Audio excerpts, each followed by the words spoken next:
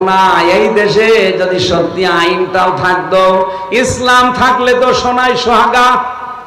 যদি আইনটা থাকতো আর প্রয়োগ থাকতো, আমরা যারা ইফতিজিং করি, উল্টা পাল্টা কাজে আজ যারা লিপ্ত হয়, ধর্ষণের মতো, ব্যভিচারের মতো, পুরুষ মানুষের আমার মনে হয় স্বপ্ন দোষ বন্ধ হয়ে যেত।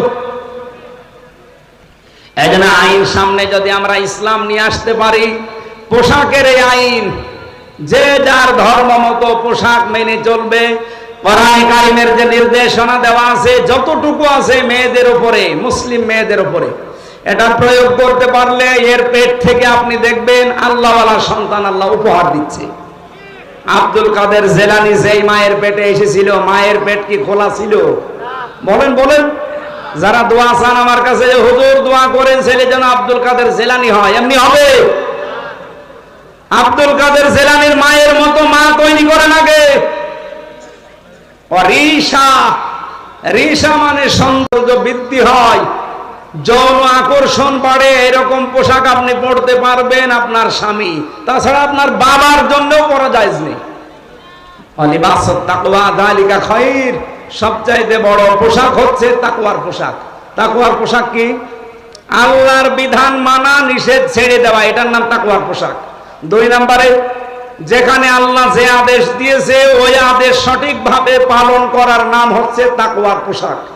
আপনার স্বামী বাইরে গেছে, আপনার আদেশ হচ্ছে সন্তান, সম্পদ এবং ইজ্জত হেফাজত করে রাখা, এটা আপনার উপরে লেবাস। এই লেবাস তাকওয়া হাজারো মহিলা পরিবারে মানতে পারে না। যালিকা খায়র, যালিকা মিন আয়াতিল্লাহ লাআল্লাহুম ইয়াযাক্কারুন। নবীজি বলেন, এই নিদর্শনগুলো আমি আল্লাহ বর্ণনা করলাম কারণ শয়তানের প্রথম হামলাই ছিল মানুষের উপরে, এই লজ্জা স্থানের উপরে। ওই সেই প্রথম দিন থেকে আরম্ভ করেছে।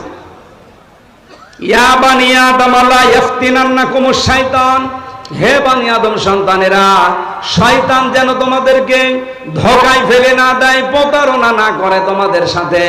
কামা খরাজা আবাওয়াইকুম মিনাল জান্নাহ, যেমন তোমাদের বাবা মাকে জান্নাত থেকে প্রতারণা করে বের করে দিয়েছিল। শয়তানের কিন্তু এই উদ্দেশ্যটা ছিল না, আমি তাফসিরে পেয়েছি যে আদম আর হাওয়াকে জান্নাত থেকে বের করে দেওয়া লাগবে না। ওর প্রথম উদ্দেশ্যই ছিল যে আমি তাদের উলঙ্গ অবস্থায় দেখব। এই জন্য শয়তান হচ্ছে যৌনবাদী আর আমরা হচ্ছে মৌলবাদী। এই কথা বলেন না কেন? আপনি মৌলবাদী পরিচয় দিতে আপনার লজ্জা হয়। মৌল মানে আল্লাহ, মৌল কি? মৌল যেহেতু আমরা আল্লাহকে মেনে চলি, সুতরাং আমরা মৌলবাদী।